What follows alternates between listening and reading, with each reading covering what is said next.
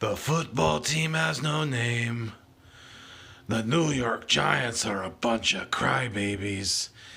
And the Cowboys haven't won anything since TLC was telling us not to chase after waterfalls. You are now watching a Philly Fuego production. Gracias, amigos. Fly, Eagles, fly. Welcome to the nest out west, where Eagles fans are always the best. The true diehards, they know what I mean, cause once you're in, you always bleed green. No, I don't wanna sound too cocky, but I'm gonna bring the content like Rocky. Body shot, left to the chin. I bring the heat cause I'm in it to win. It's your boy Philly Foothills here, with the side of fuego for the cheer. And we wanna thank you all so very much for a great first year. Yeah.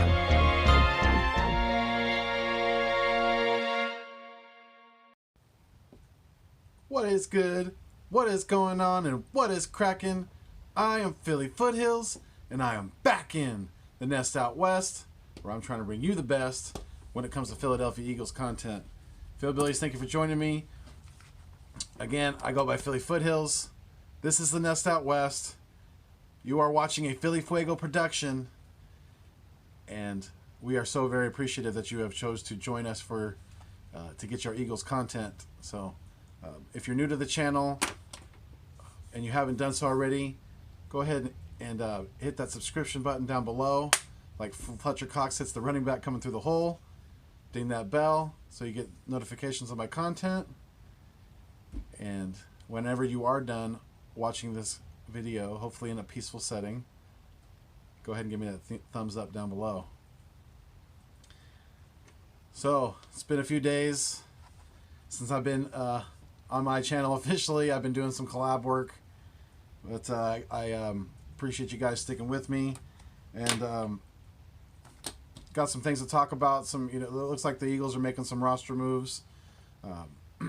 Late last week, Deshaun Jackson was released, so that's a step. Obviously, the Eagles are taking. It looks like they're wanting to go young, and I mean, obviously, I'm a big Deshaun Jackson fan, but when it is time to cut ties, you have to be able to do so, because as we've seen, he hasn't been able to stay healthy, and he hasn't been nearly as productive in the last couple of years as he has in years past. So he's definitely a receiver that relies on his speed, and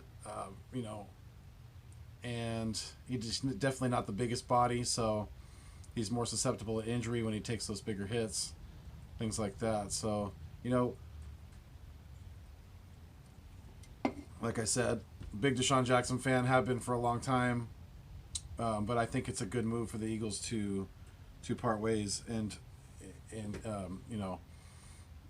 we obviously bid Deshaun Jackson a fond farewell and love everything he's done for the organization.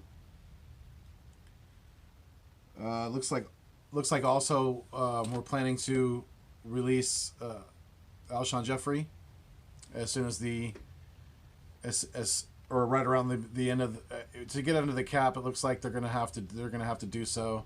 He's also another aging receiver who just hasn't been able to stay healthy, and that position, especially when you're more of a possession receiver like Alshon Jeffery, you tend to expose your body to a lot of abuse in this league. So he's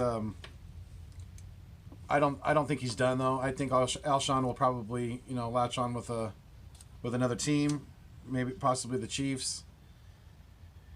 I definitely think he would probably be a good fit with the Kansas City Chiefs. So we're gonna have to see what happens with that, but it looks like he's not going to be no longer a Philadelphia Eagle going forward. So there's another older receiver that we're releasing.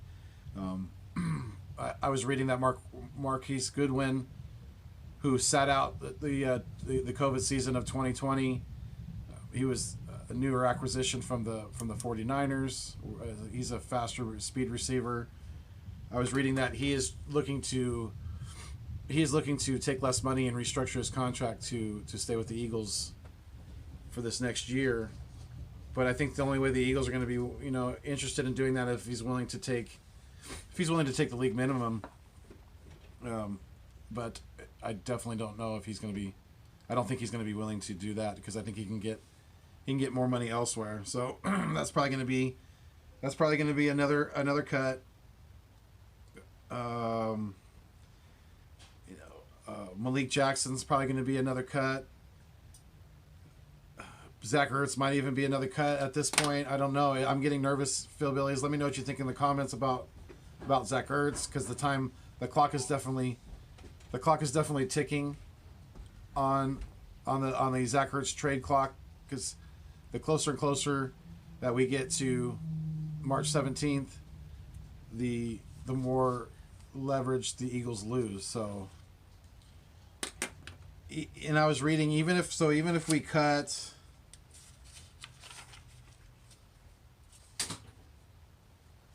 Even if we cut Deshaun Jackson, which we already did, obviously, Alshon, which we're going to do, it's been reported that he's going to be released.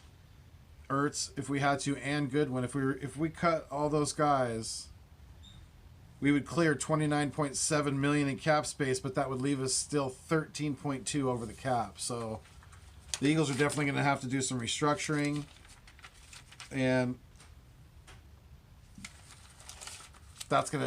there's definitely a lot of work. There's a lot of work ahead of us. A lot of work for Howie to do on the table right now. The cap situation is not good, and I know a lot of people are upset still about the Carson Wentz trade, and I actually wanted to mention at the beginning of this video. In my very last video I did, I had mentioned some of the crybaby Carson Wentz fans that were overly emotional, and I said something about emptying out Kleenex boxes and things like that. But I just wanted to make it very clear to anybody who's watching this video out there that because I had some comments that I had possibly been referring to Giovanni the Superfan. And in no way was I referring to that kid. That kid has a heart of a lion, and he's been through hell and back in the 12 young years of his life. So in no way was I talking about Giovanni, and I was talking about grown adult men or grown adult women who are overly attached to quarterbacks, especially our quarterback that we just lost. So that's what I was talking about. Definitely was not talking about Giovanni, and just wanted to make sure and clear the air about that, and let everybody know. So I appreciate that. Yeah, and if we could trade Zach Ertz, I would be happy getting a third or fourth round pick for him at this point, because we're getting really close to possibly losing him for nothing. So, and if we trade, cut, or if he retires Jason Kelce, after June 1st, there will be $5.5 million cleared off of the cap, and there'll be 7.2 of dead money in 2022. So the Eagles are definitely not doing anything with Jason Kelce until after June 1st, because it was just whether they traded him, cut him, or he retired. Nothing's going to come out about Jason Kelce until after the 1st of June, because financially it would just cost the Eagles way too much money now and in the future to do anything before that date. So we're just going to have to be patient on that. Another possible cut or trade would be Darius Slay. I'm not a fan of that. I think Darius Slay still has a few good years left in him. I know some Eagles fans have been, skeptical of him, because of his production has been kind of falling off the last couple of years. But he also transitioned to a new team this past year, so you kind of got to give him a little transition time. And you got to now you're gonna have, and now he's got a new defensive coordinator that he's gonna be working for. So it's definitely going to be interesting to see what the Eagles do with Darius Slay. But if they did trade him, they would clear $6 million, and they would have 9.8 in dead money for next year. And if they did cut him, they would clear this, or there would be $6 million lost, and they'd have 21.8 million in dead money for next year. So it's going to be tough. Obviously, the road is not going to be smooth up until the start of the new league year coming up middle of next month. So I think that the Eagles will probably, as far as Brandon Graham goes, I think the Eagles will probably restructure his deal. They could clear, I think I was reading they could clear 8.9 million if they restructure his deal. So that's definitely a strong possibility.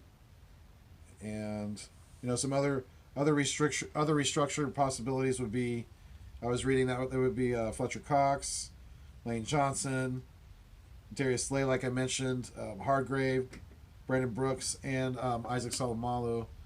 They could all probably restructure their contracts depending on what the Eagles need to do and in the numbers and things like that. So, and I was also reading in that same article that that it would be better for the Eagles financially to extend Derek Barnett. And I guess if it makes sense financially, I guess I would be okay with it. I don't like that idea, definitely. I think he's kind of a bust. And I think he's got some issues between the ears. So I don't think those are going away anytime soon. Because he's already been in this league for several years, and I haven't seen much improvement in that department. But, I mean, yeah, like I said, Howie's got a tall hill to climb right now. He's got to work some of these numbers and figure out what he could do. I apologize for my allergies, Phil Billy's today. A little stuffed up, but yeah, I mean,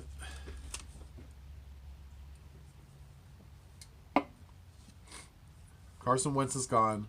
Jalen Hurts is our quarterback until further notice.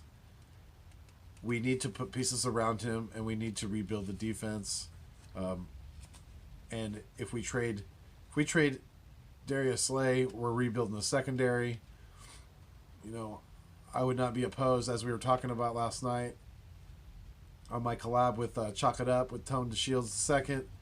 Would not be opposed to the Eagles drafting a cornerback or a linebacker with the number 6 pick, especially if